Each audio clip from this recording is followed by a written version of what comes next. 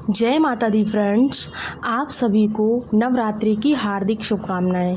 माता रानी आपकी झोली खुशियों से भर दे मित्रों। दुर्गा माता की कृपा आप पर व आपके पूरे परिवार पर हमेशा ही बनी रहे। तो दोस्तों, आज की इस वीडियो में हम बताने वाले हैं नवरात्रि में पहले दिन आपको बहुत खास होता है। इस दिन हम माता दुर्गा की स्थापना अपने घर में करते हैं। तो घर के ईशान कोण में चौकी स्थापना करके दुर्गा माता यानी कि दुर्गा माँ को जो मूर्ति होती है हमारे पास, उसको स्थापित करके हम कलश की स्थापना करते हैं। और दोस्तों, अखंड दीप भी हम प्रज्वलित करते हैं, दुर्गा माता का आवाहन करते हैं। तो पहला दिन बहुत खास होता है, दुर्गा माता के स्वागत का दिन होता है ये। और मित्रों, आपको बता दें कि हमारे हिंदू सनातन शास्त्रों के अनुसार अगर हम नवरात्रि के पहले दिन कुछ खास कार्यों को कर लेते हैं तो इससे माता दुर्गा हमारे घर पर ज़रूर विराजमान होती हैं, बल्कि हमसे प्रसन्न भी हो जाती हैं।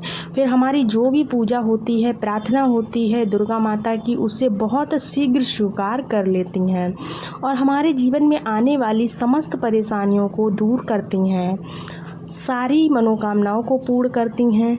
ऐसे में दोस्तों, हमें कुछ चीज़ों का ध्यान रखना है। 6 ऐसे काम हैं जिनको पहले दिन आपको ज़रूर करना चाहिए।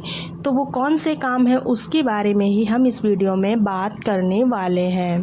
तो चलिए वीडियो को शुरू करते हैं। तो दोस्तों, सबसे पहली चीज़ है कि आपको अपने घर की छत पर आज के दिन झंडा ज़रूर लगाना चाहिए। झंडा मतलब लाल रंग का त्रिकोण रूपी झंडा होता है, उसके ऊपर जय माता दी लिखा हुआ हो। यह बाज़ार में यानी कि मार्केट में बहुत आसानी से मिल जाते हैं। तो आपको इस प्रकार का झंडा ज़रूर लेना है। अगर नहीं मिल रहा है तो आप घर पर भी इसको बना सकते हैं। त्रिकोण रूप में झंडा लें जिस पे दुर्गा माता का पहले दिन आपको क्या करना है, उसके माता रानी के चरणों में उसको अर्पित करना है, पूजा करना है सुबह। तो उसके बाद पूजा के बाद वह झंडा अपने घर की छत पर आपको लगा देना है। इस झंडे को घर के ईशान कोण में यानी कि उत्तर पूर्व की कोने पर, अगर वहाँ पर जगह ना हो तो आप उत्तर दिशा में इस झंडे को लगा सकते हैं। जहाँ भी आप ये ध्वज लगाते हैं, इसके साथ आपको ध्यान रखना है कि आप वहाँ पर एक दीपक ज़रूर प्रज्वलित करें। किस टाइम? क्योंकि भक्तों, शारदीय नवरात्रि है, माता रानी जो माँ दुर्गा होती है उनका एक पावन पर्व होता है ये। और झंडा लगाते समय इससे क्या होता है ना, इससे यश की वृद्धि होती है। झंडा लगाने से यश की वृद्धि होती है। देखिएगा दोस्तों, जब हम झंडा अपने घर पर छत पर लगाते हैं जो कि हमेशा लहराता रहता है, तो यह इस बात का सूचक होता है कि आपको जीवन में सफलता की प्राप्ति होगी ही होगी, यश की प्राप्ति होगी ही होगी, मान प्रतिष्ठा की प्राप्ति होगी ही होगी, धन की प्राप्ति भी होगी, साथ साथ समस्त प्रकार के सुखों की भी प्राप्ति होने वाली है। मान सम्मान, यश, प्रतिष्ठा, धन की वृद्धि, सुख समृद्धि सभी के लिए इस झंडे को ज़रूर लगाना चाहिए। पहली बात तो दोस्तों ये थी। तो बढ़ते हैं आज की अगली जो जानकारी है वो क्या जानकारी है, देखिएगा दोस्तों। ये जो नवरात्रि हैं 3 अक्टूबर 2024 यानी गुरुवार को शारदीय नवरात्रि के पहले दिन अपने आप को क्या करना है, घर की ईशान कोण में एक लाल रंग का झंडा लगा देना है, ज़रूर लगाना है मित्रों। इसके साथ ही अगला जो कार्य है वो क्या करना है, शारदीय नवरात्रि में आपको अगला जो कार्य करना है वो होगा आपका घर के मुख्य द्वार पर आपको तोरण ज़रूर बांधे। तोरण जो आम के पत्तों की बनाई जाती है झालर टाइप में, उसको ज़रूर बनाना है। अगर मार्केट में मिलती है अच्छी बात है, नहीं तो आप अपने घर पर भी बना सकते हैं तोरण। आम का पत्ता लें, वही आम के पत्ते चाहिए जो हमें थोड़ा सा अधिक मात्रा में ले आएँ, जो पूजा में लगते हैं ना कलश के ऊपर, वो आम के पत्ते आपको 7, 11 या फिर 21 इस तरह से आपको तोरण में बांध लेने हैं। उसको अपने घर के दरवाजे पर ज़रूर टांगें और उन पत्तों पर आप श्री ज़रूर लिखें। क्या लिखना है? श्री। जितना भी बड़ा आपका मुख्य द्वार हो उसके अनुसार एक धागा लें और लाल रंग का धागा लें या पीला रंग का धागा लें या फिर कलावा जो आता है ना वो भी ले सकते हैं। इस तरह से आपको तोरण को बना लेना है। आम के पत्तों की माला बनाने के बाद आपको उसे घर के मुख्य द्वार पर आपको लगाना है। ठीक है ना मित्रों। तो 2 बातें हो गई आपको। पत्रों पर जो लिखा जाएगा श्री वो कुमकुम से लिखा जाएगा या फिर आप हल्दी से भी लिख सकते हैं।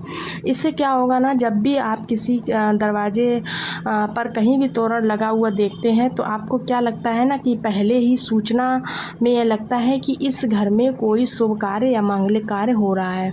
इसीलिए इस तोरण को दरवाजे पर ज़रूर लगाना चाहिए। मुख्य द्वार जो होता है ना घर का, वहाँ पर लगाना चाहिए।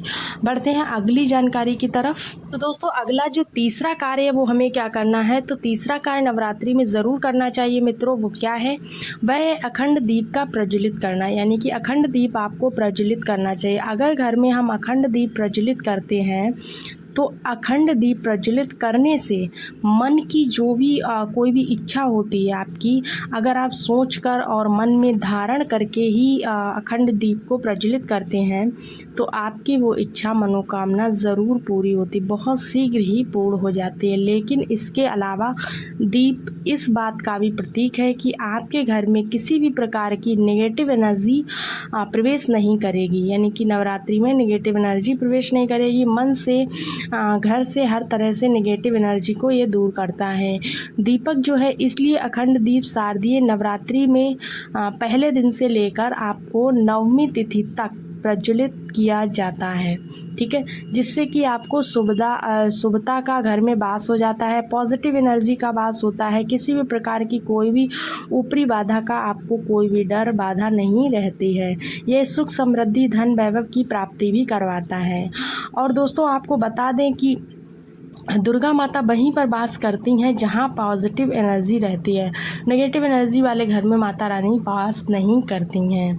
पढ़ते हैं अगली जानकारी की तरफ। दोस्तों आपको बता दें कि अगर आप अखंड ज्योत प्रज्वलित नहीं कर पा रहे किसी भी कारणवश, तो आपको एक छोटा सा काम करना है। आपको क्या करना है, सुबह शाम दोनों समय जब आप दुर्गा माता की आराधना करें तब आपको शुद्ध घी का दीपक ज़रूर प्रज्वलित करना है। और अगर प्रज्वलित कर लेते उसके बाद आपको सुबह शाम दोनों टाइम अपने घर में लौंग और कपूर की आरती ज़रूर करनी है, जिससे कि घर में जो भी नेगेटिव एनर्जी होती है वो नहीं रहती है, घर में पॉजिटिव एनर्जी का वास हो जाता है। ठीक है ना दोस्तों। अगर आप नहीं जला पा रहे हैं वो अखंड ज्योति वाला दीपक, तो आप इस तरह से कर सकते हैं। शारदीय नवरात्रि में आपको ज़रूर करना चाहिए वह है एक कलश स्थापना। यानी कि भक्तों दीप में एक और बात ध्यान रखना है आपको कि कलश स्थापना की बात करते हैं तो दीपक में अगर आप घी का दीप प्रज्वलित कर रहे हैं तो उसे आपको दुर्गा माता की मूर्ति के दाईं तरफ रखना है। किधर रखना है, दाईं तरफ। अगर आप तेल का दीप प्रज्वलित करते हैं तो आपको दुर्गा माता के बाईं ओर रखना चाहिए। किधर रखना चाहिए, बाईं ओर। ठीक है, दीपक रखना चाहिए। तेल, यहाँ पर तिल का तेल यूज़ करते हैं बहुत सारे लोग, तो तिल के तेल का अगर दीपक जलाते हैं तो बाईं ओर रखेंगे। ठीक है ना। आप तिल का तेल या फिर घी का दीपक प्रज्वलित करते, दोनों में से जो भी हो ना, आप उस तरह से आप अपना डिसाइड कर लेते हैं। उसे सही दिशा में भी स्थान पर रखना चाहिए। और अगला जो कार्य है वो है घट स्थापना का। घट स्थापना यानी कलश की स्थापना करना। ठीक है ना। कलश की स्थापना जब हम करते हैं तो नवरात्रि में कलश में हम सभी देवी देवताओं का आह्वान करते हैं। यानी कि सभी प्रकार के देवी देवता जो हैं वो हमारे कलश में विराजमान होते हैं। 9 दिन के लिए दुर्गा माता भगवती माँ दुर्गा के साथ ही हम प्रतिदिन ये करते हैं। इस प्रकार से जब 9 दिन तक लगातार हम समस्त देवी देवताओं का पूजन करते हैं, घर में आवाहन करते हैं, उनका विधि विधान से खास रूप से हम उनकी आराधना करते हैं। तो दोस्तों क्योंकि जब हम दुर्गा माता का पूजन करते हैं तो पहले हम कलश का ही पूजन करते हैं। सबसे पहले कलश का पूजन करते हैं, फिर धूप दीप नैवेद्य चीज़ें जो भी है पूजा में जो भी चीज़ अर्पित करते हैं वो सारी करते हैं विधि विधान से। और इसके साथ ही साथ कलश को भी हम इसी प्रकार से अर्पित करते हैं जैसा हम माता रानी को करते हैं। तो सभी देवी देवताओं की खास पूजा हम 9 दिनों तक कर रहे हैं। ठीक है, तो हमारे जीवन में किसी भी प्रकार की कोई भी समस्या परेशानी होगी, सारे देवी देवता मिलकर के दूर कर देते हैं। अगर संभव हो तो हमको क्या करना चाहिए, नवरात्रि के पहले दिन हमको जो जवारे होते हैं ना, जवारे जौ जिनको बोलते हैं, वो भी बोना चाहिए। यानी कि अगर आप जवारे बोते हैं ना तो जितने अच्छे आपके जवारे होते हैं ना उतने ही ज़्यादा मान सम्मान आपको जीवन में मिलता है। तो इसलिए जवारे बोना बहुत ही ज़्यादा ज़रूरी है। हम मिट्टी में थोड़े से जौ वो होते हैं जो कि हरे रंग के हो जाते हैं, बहुत सी ऐसे ही अंकुरित हो जाते हैं, ये शीघ्र अंकुरित हो जाते हैं। ये 9 दिन में ना बहुत अच्छे से अंकुरित हो जाते हैं, एकदम हरे हरे दिखाई देने लगते हैं। तो जवारे आपको ज़रूर बोना चाहिए 9 दिनों में, क्योंकि घर में सुख समृद्धि आने वाली है।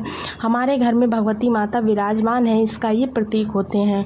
तो घर में सुख समृद्धि के लिए, धन वैभव के लिए, अपने घर में सभी प्रकार की परेशानियाँ जो उनको दूर करने के लिए, शुभता के लिए आपको जवारे ज़रूर बोने चाहिए। दोस्तों, ये 6 काम आपको पहले दिन नवरात्रि के ज़रूर करने चाहिए। तो कैसी लगी आज की वीडियो कमेंट्स बॉक्स में ज़रूर बताइएगा। दोस्तों, मिलते हैं अगली वीडियो में। और हाँ, अगर आप नवरात्रि पूजन की पूरी विधि जानना चाहते हैं तो आप वीडियो आपके चैनल में पहले से ही डाल दिया गया है। कई सारे वीडियो आपको मिल जाएंगे जिनमें आप देख सकते हैं। अगर आपने इनके वीडियो को देख लिया, इस चैनल के वीडियो में जो पड़े हुई वीडियो है उनको देख लिया, या फिर मैं लास्ट में यहाँ पर ऐड कर दूँगी, उसमें आप देख सकते हैं। अगर आप इस वीडियो को देख लेते तो आपको कोई और वीडियो देखने की कोई भी ज़रूरत नहीं पड़ेगी, क्योंकि यहाँ पर बहुत ही अच्छे से मैंने समझाया हुआ है कि आपको नवरात्रि में पूजा कैसे करनी है, बिना कलश स्थापना की पूजा कैसे करनी है, कलश स्थापना से पूजा कैसे करनी, सभी बातें हमने यहाँ पर बताई हुई हैं। तो चलिए मिलते हैं अगले वीडियो में, तब तक के लिए जय माता दी।